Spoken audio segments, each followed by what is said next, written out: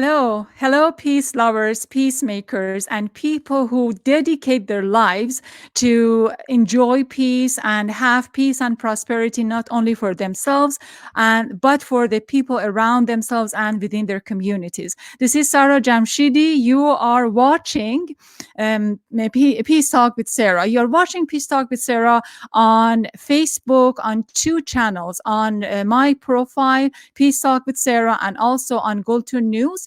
And then the same conversation is being let me see, go live, yes, is being broadcasted on YouTube. I'm just looking at my notes here to make sure that everything is going according to the plan. Yes, here I want to mention that the same program is been recorded for Peacemindedly. Peacemindedly is a podcast show where I feature peaceful bridge makers. I find people who are peacefully making differences within their own lives and the life of their communities, and then I invite them to the program, and I ask questions. I learn from them. I perhaps may challenge them, depends on the situation, and then I learn from them. And you do have saying in the whole conversation, because we are live on Facebook, and then we are taking the questions and comments that you are making for us on the program. So I have my assistant producer Amy is with me, and she's going to, hi Amy, she's going to take the questions and comments that you make.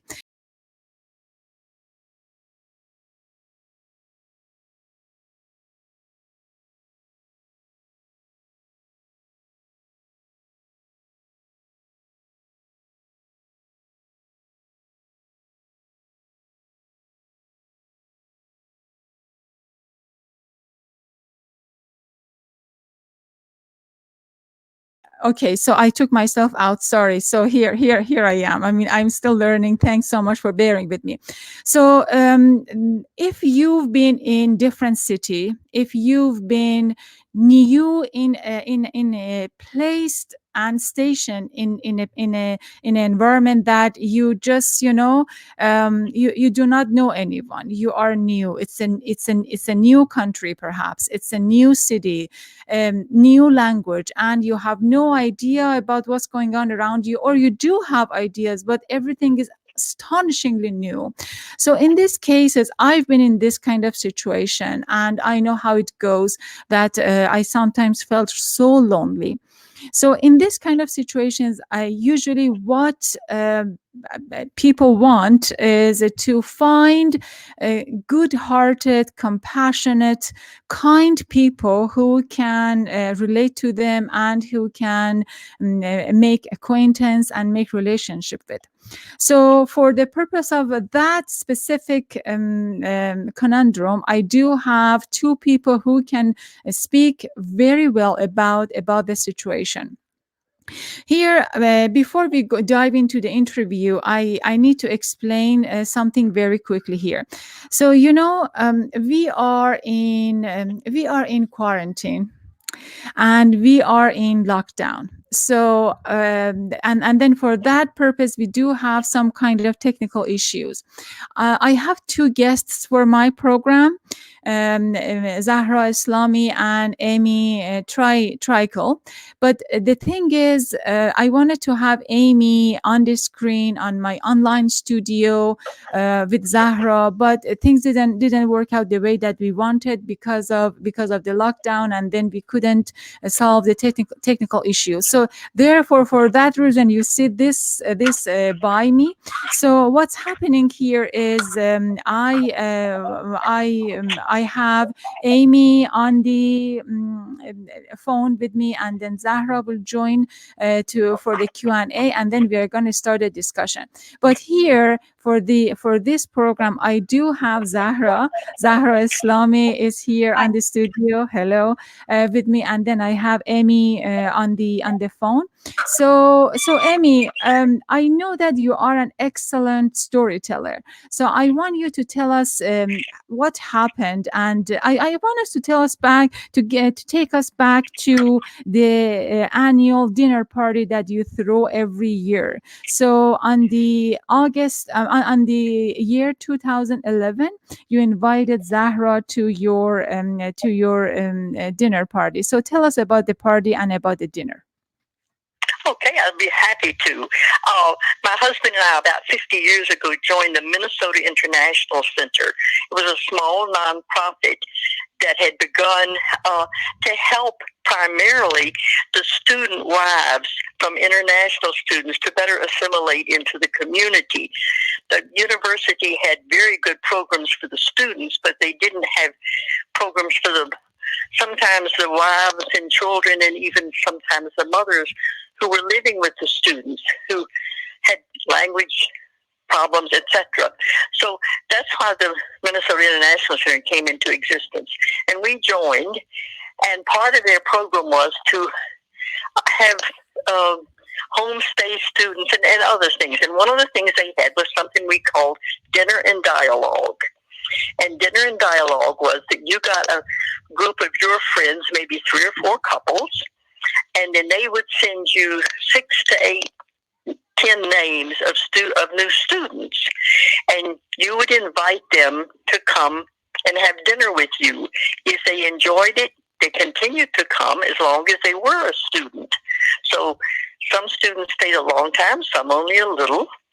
But you had dinner 4 or 5 times a year, and very frequently we tried to have them close to national holidays so that they would here again see something about Thanksgiving, the 4th of July, and the times when we got together normally for social events. And so we had students for Dinner and Dialogue up for all of those years, and they were just delightful. And that's when Zahra came to a Dinner and Dialogue. We started out with that was when we went on a park tour, and one of our host members was very, very interested in birds, and so we took for heaven's sakes, you look at things through. I can't think of the word right now. We had those to look at the birds and to listen to the birds, and then we had dinner. So that's how it all began.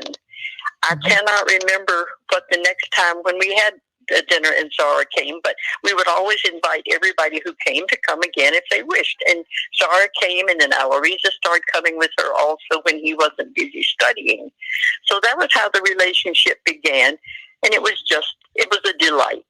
So you say it was a delight. How come? Why it was a delight? And there's always that X factor that we really cannot truly identify, but you relate to a person. Zahra wanted to talk with us. Her English was not the same as mine. She also had an accent. So you have to work at this, but that's it. For those of us who enjoy that, that's just something you think, I want to talk with this person some more. I want to learn exactly what they're saying. I want to learn exactly what they mean by the adjectives that they use.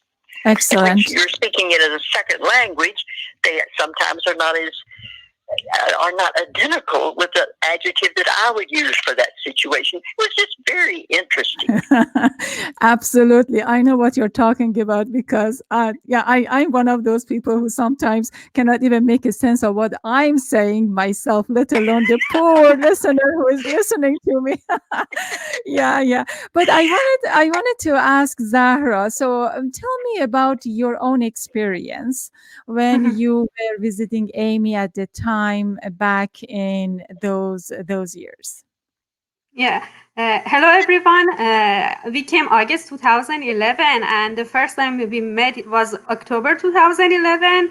So it was so interesting for me that there is some kind of program And as she mentioned, we went to the park and they just distract us from the world of loneliness that we had, and to the birds, and to some kind of beauties around us and show us. And then they invited us to the house, and we see other students, international students there, that again, we don't feel that I'm alone or this is just my situation. You can connect to other students, and also you can see that the very good people, kind people, are hosting you, and they share their food and their thoughts and their kindness with you. So it was the beginning, and I really enjoy it. And I try to attend each gatherings that they send the email to us, and afterwards that I attend that specific events. We came Zahra, out of that event. you are going too fast, and I'm not going to let you go too fast Yeah. for the sake of the story. But on the day that you were at Amy's, you were watching birds. Mhm. So, what kind of birds? What was I've been in your shoes. So I know there've been so many times that I wanted to, I don't know, just understand people around me. What was your impression over how Americans are in that night? Uh, it was so interesting for me that even I would say they were not young. Uh, they have so much encourage and interest that they want to lead us and try to help us that we fit in this society. And I see that they care for us. Even I remember Kiss came and he drove us to that park. So even they prepared the transportation for us that maybe the students don't have a car. I really feel happy that I know them, and I really enjoyed that I know them more. And about Emmy, as she mentioned, she's doing this for years. It was still interesting for me that she has that much enthusiasm and encouragement that to continue doing this and knowing the new students and new different people from different countries. Excellent. So here is my question. I'm just trying to make a sense of my online studio here, but the question is, I'm going to tell very quickly about the story that how you and I came to acquaintance and brought Amy and what happened. So I'm thinking about putting a show together, a program together, and then I posted entry on Facebook. And Zahra, she's extremely fast and very clever. So she immediately responded, "You need to talk to Amy." And that caught my attention. I said, okay, yes, of course, I would love to learn more about Emmy and who she is and what she does. But what struck me and what made me to follow up with the whole idea is that your persistence and also your interest in her kindness. So I want you to tell us how come, why her kindness and compassion became something important to you. During those times, that was the first year for me, I really feel that I miss my family, I miss my home country, and I need some person to accompany me and share uh, good things with me. And that person was Amy. She really accompanied with me and my husband, and uh, her calm presence and her calm manner, her kindness help me that I feel safe. I feel that emotionally and mentally there is someone there for me, even if I don't need her help. But that person is there for me, and I'm not alone. And also by putting that those kind of gathering, she helped me that I know the society more. I didn't have enough good information about this culture, about this new culture, about this new society. And that kind of casual gathering that we talk about everything help me that I know more and more, and help me that I feel fit in this society more. Excellent. So, Amy, is she right? Are you a kind person? um, I I love people. I really enjoy being. I'm not a true extrovert, but I enjoy being with people and talking with them and talking about things with them. Um, so, in I mean, if, and and and I also enjoyed, for instance, when we knew that it was going to be Alariza's birthday, we had a birthday party. I mean, events I enjoy. Maybe that comes across as kindness, but it's a win-win because I enjoy it. So, is it because you have grown up in such a big family and big gathering that you come to like other people? So, what is your experience? That's probably very much it. I grew up in a very supportive, loving Christian faith family. And it was an extended family. My father died when I was only 6 in the Depression. And so then I spent the summers at my grandpa's because my mother then went to work. So I grew up in an extended family environment. And those years, my growing up years were during the Depression and then World War II. Both of those decades were times when people probably related very well to other people because of the outside lives that were part of our life. Mm-hmm.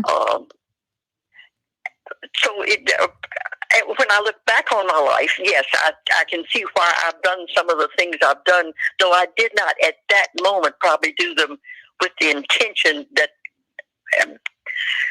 it looked like. I just did it because it was a way of life for me. Absolutely. It was a way of the life for you. It was a way of the life for you. That's interesting. So I wonder, why do you say that? Why do you say it was a way of life for you? Okay, during World War II, there was an army camp that they put up within the city limits of our town, a basic training center, so that when young men were drafted, they came there for their basic training.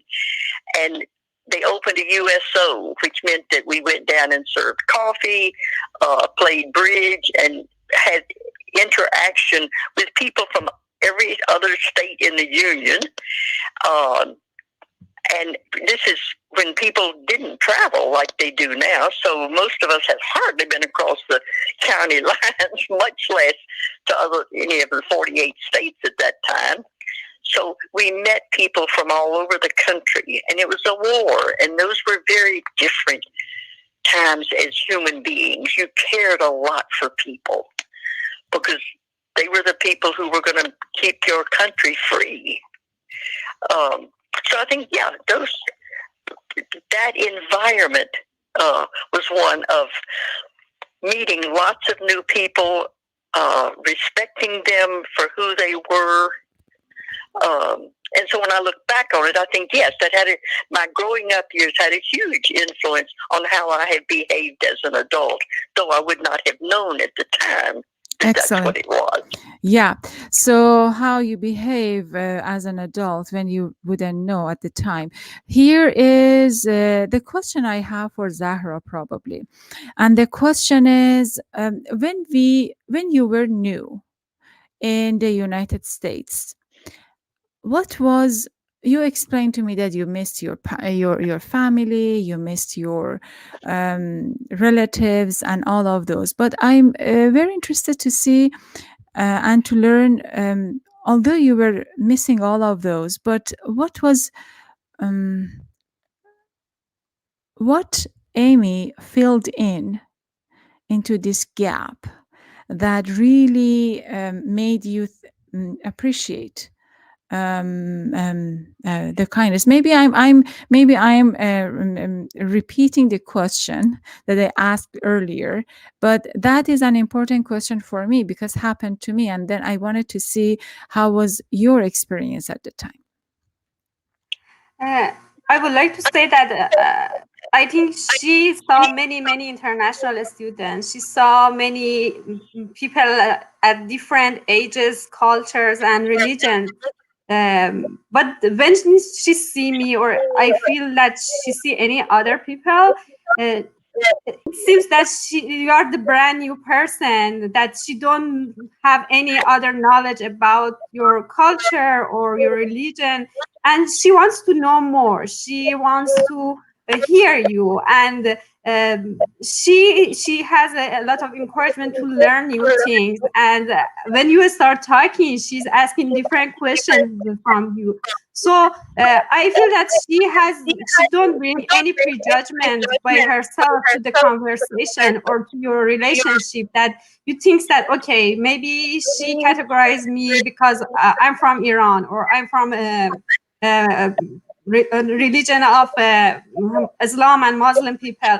So she really respect you consciously, and let you be yourself. So that is the things that you feel safe with her, and then you can communicate with her easily. You feel safe with her. So I think I remembered what I wanted to ask, and that was you cover and you have hijab.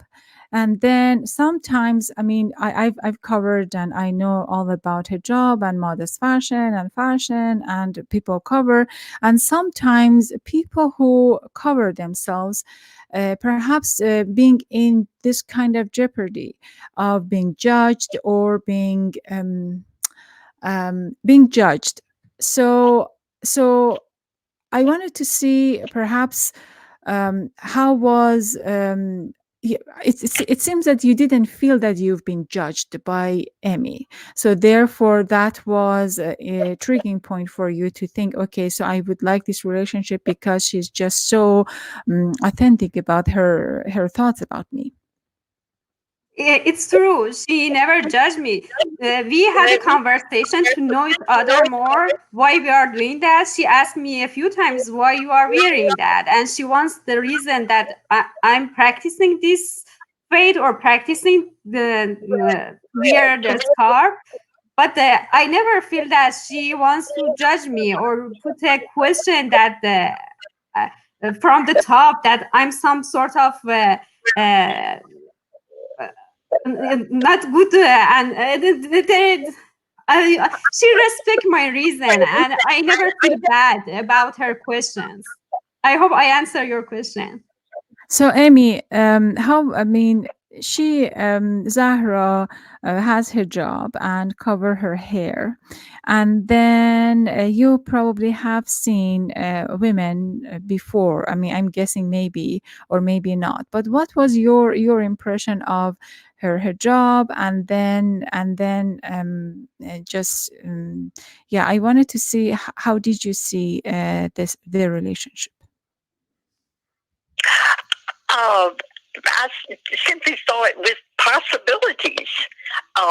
This was another human being, a person who had not the same thoughts, but had thoughts and feelings and emotions, who had a history, who wanted a future.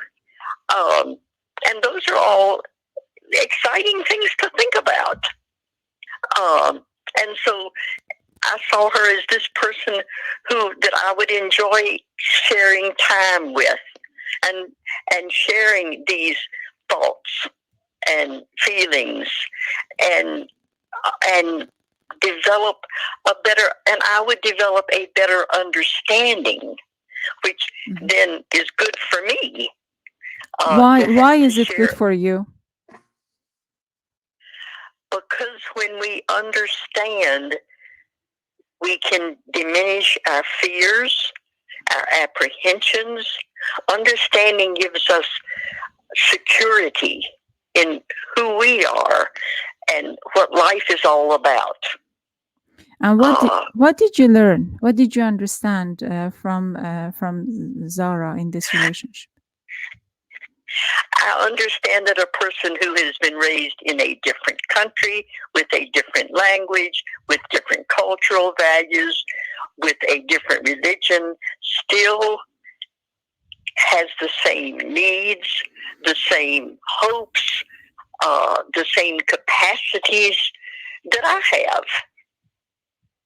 Very good. Uh, Very good. So the humanity of each of us is priceless and precious. absolutely. And yeah, and when you get to know somebody, then you understand their humanity and their humanness, and that's exciting. And friendship then becomes a very deep and abiding relationship.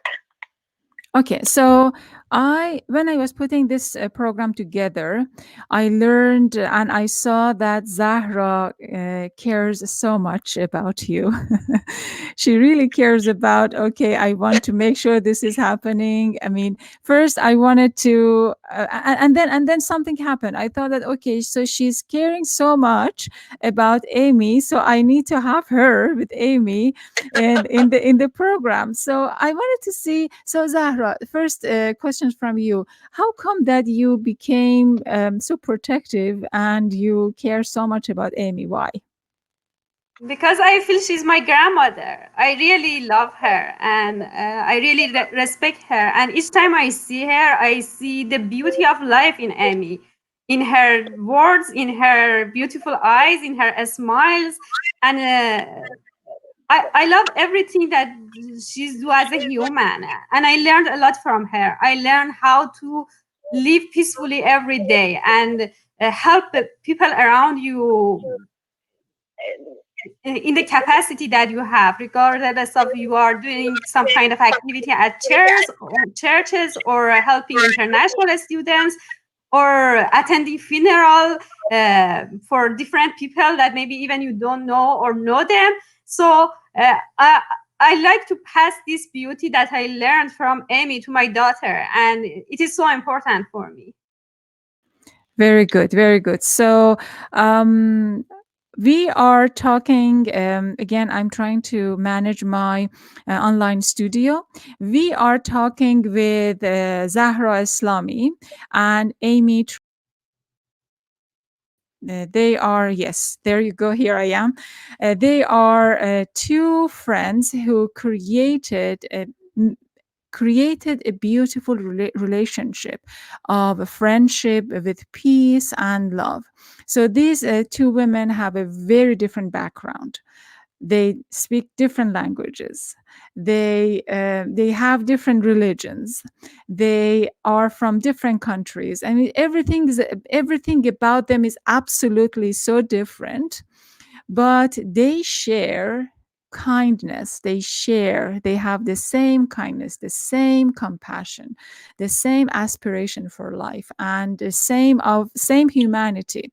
So it's very fascinating to me to see this relationship. You are watching Peace Talk with Sarah on Facebook. We are live on Facebook, and we are live on YouTube. And then the same conversation is being recorded for Peacemindedly podcast, a podcast show where I feature peaceful bridge makers, people who are connecting souls, connecting thoughts, connecting ideas, connecting cultures. People like Amy, who has helped Zahra to feel more at home here in the United States. The thing that I can tell you about our program is this is live, and it's going to stay. It's going to be saved on Facebook and YouTube, and then you can watch the edited program of the podcast on Apple Podcast, on Google Podcast, and any major podcast platform where you watch you hear any major podcast you hear your podcast and audio recordings. So Amy, I have a question for you. I'm going to bring back Zahra, but I do have a question for you. I mean, I was just reading your bio, and you generously write many sentences and many lines for me. In the bio, you say that you've served as executive director of Citizens for Educational Freedom, a non-profit organization advocating for parents' rights in education. Board member for Citizen Legal Global Minnesota, a board member for Global Minnesota, member for Public Art St. Paul, and so forth and so on. Yet, when I talked to you, and it was something that Zahra mentioned in our discussion, that whenever you wanted to give yourself a title, you say, I am a professional mom and a wife. So I want to see how you see your role. I mean, you've been, you're active, you talk to people, you do these gatherings, you go places, and even at the older age, you are very active. So I wanted to see how you see whether or not these two are compatible. So being, and how come you call yourself a professional mom and a professional wife? Because those are the things that I intentionally committed my life to, and and I did those things full time. The other things I did were all part-time. They were the extracurricular activities that were rewarding and fun, and sometimes I know they had a benefit to them for either my neighborhood or some other aspect of just my civic life. But I was primarily a wife and a mother. And I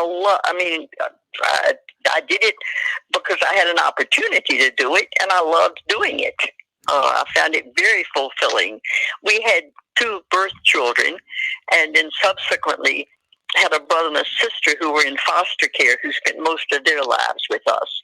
So with 4 children, and a husband who was in the field of education, I worked at one of our church-related colleges. I did lots of things with him in terms of student activities there too. So it was for me, it was a good life. Mm-hmm. Mm-hmm. And then, so here is my question. At least in the United States, or from women. I mean, I'm from Iran. Zahra is from Iran, and sometimes we are challenged to balance between career and motherhood, or career and outside work. So what do you think that as a society we need to think more carefully or more deeply to value and cherish of being a mother and a wife or daughter, and not so much stressed out to make career out of? It's just a question that usually lingers in my mind. I think, well, certainly but it seems to me most people, we spend our lives trying to find the good balance for us and the environment in which we are participating. And it is different things for different people at different times. And it's a very individualistic thing. I don't know another single person who would have enjoyed my life. And I don't know anybody else's life that I'm envious of. So, but I've tried to have a balance. How did you had the balance? How did you try to have the balance? I certainly, and I loved being a wife, and I loved being a mother. But if you're not careful, I think with those 2 things, you can become too insulated. You need to be out and about. Living in a community, I had an opportunity to be concerned about housing for our neighborhood, to be concerned about safety in our neighborhood, because we lived in a central city. So those were the things that I could become involved in as a volunteer. I served on the St. Paul Planning Commission for 12 or 14 years, which was looked at a city and what should a city be? What should we look at when we talk about development? So those were the ways I tried to keep a balance for me and for those whom I shared my intimate life with as a family. But I think that's always a challenge. Even as a widow in my 10th decade of living, I still have to be sure that my life has some balance to it with my faith, with my time, with my energy, with my financial resources. All of those things are decisions that I still must make on a daily basis. Absolutely. Absolutely. And I wonder how is this for Zahra, because I know that you have a little kid, and then I wanted to see how you see it to balance between career, and you have 2 master's degree. So you basically came to Minnesota, University of Minnesota, to get your second master degree along with your husband. So I wonder, how do you think perhaps the best strategy for you to balance between career and motherhood and being wife? Right now, I make a priority, and right now, as my daughter is small, it's a highest priority for me because I believe the basement that I will put the foundation for her. It's so important. Right now, I'm not working outside the home. I'm a stay-home mom. Even I do have 2 master. I chose by myself that I want to be home and help her, that she has a safe environment to grow. And I believe my idea will change based on her development and the future. But as Emmy mentioned, we need to balance it based on our resources, our environment, and right now, I decide to be with her, and I'm enjoying every second of being her mom. Excellent, excellent. So that's fascinating. I'm talking with okay, so I am on my online studio talking with Zahra Eslami and Amy Treichel for Peacemindedly podcast. If you have question, I know that a few people are on Facebook. If you have question, please leave us your question or comment. Otherwise, I'm going to go continue asking my own questions. The same interview will be available, edited on Apple Podcast and Google Podcast, also on Spotify, on okay, where else I can say? Spotify, on iHeartRadio, and every major podcast platform. The same interview will be available on YouTube as a raw footage for your view. And I do have my guest on the phone. My guest on the phone is Emmy Treichel. She is a Minnesotian, a mom and wife, and very active in her community. She throws dinner parties for international students a few times a year to invite people like Zahra and like other people to join her and to learn about U.S. American culture and the environment that we live in, because it's U.S. is the host culture for many of us who've been international students.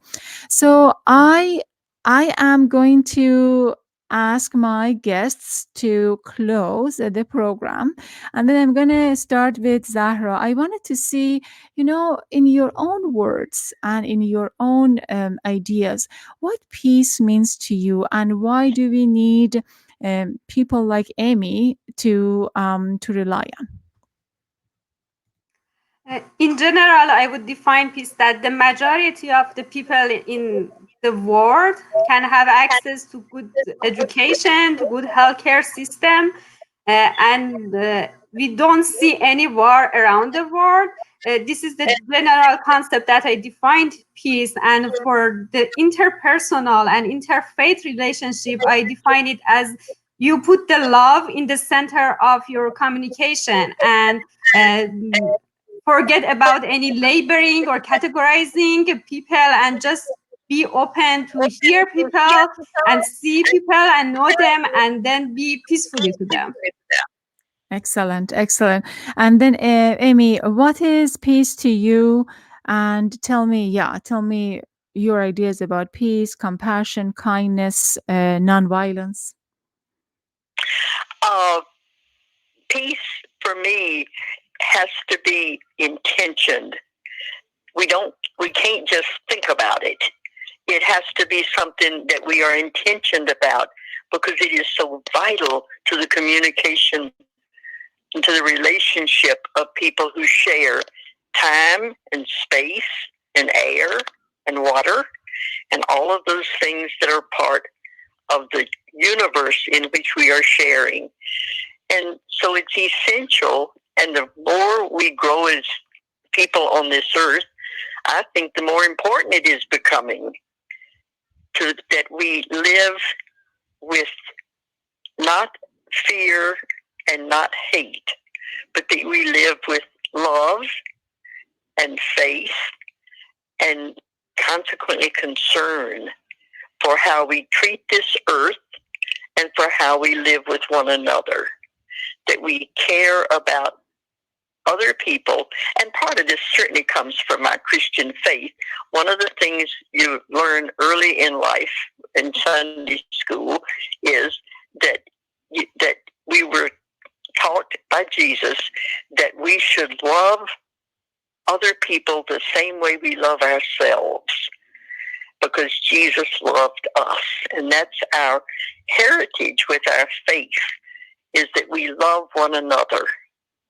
And so this then should become part of our daily conduct in how we care about the food that is raised and the food that is consumed, and now the food that is being wasted in the world while other people are hungry. Those are the things that just are all part of the peace that each of us has been given. And here again, with my faith, we were told that peace I give you. And so we have been given the heritage of peace from our faith in Jesus, and we need to practice it. Very good. We need to practice it. Absolutely. I'm here with Zahra Eslami and Amy Treichel, two of my guests for a Peacemindedly podcast show featuring peaceful bridge makers. And I hope to see you very soon here on the same program with my next guest, Lale Bakhtiar. Lale translated Quran, the first woman translated Quran from Arabic to English, and she's gonna talk to us about Quran, about her journey, and everything especially very meaningful during Ramadan, when many Muslims celebrate the month by abstaining from anything bad, basically, and food, and trying to purify for betterment of themselves. Thank you so much for watching. This is Sara Jamshidi with Amy and Zahra. I wish you a wonderful day for the remaining of your days. Thank you so much. Khoda Hafiz. Khuda Hafiz. Khoda Hafiz.